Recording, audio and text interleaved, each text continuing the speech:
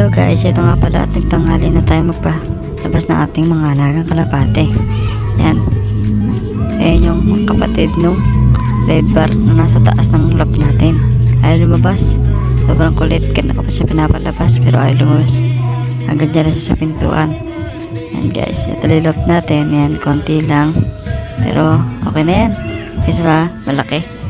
Hindi ba tayo nakagad medyo malaking lock. Yan guys, pagpagawin pa natin yan para makalabas.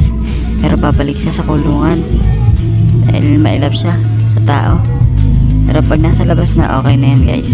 Maama na yan. Yan guys, ayaw niya ng bus kasi nag-aalangan siya. Yan guys, yan lumabas na yung alaga nating kalapate. Yan, dalawa na sila. Bali magkapatid yan guys. Ang anak niya, ang nanay niya guys, red bar tsaka green shell. Ewan ko ba't sila nag-anak ng blue bar.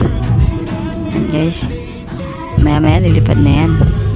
At ito yung nanay nila, isang green shell tsaka red bar. Yan, ang anak niya na. Kaya asasampa natin sa loob. At ang ganda lang guys, konti update lang. Bye bye.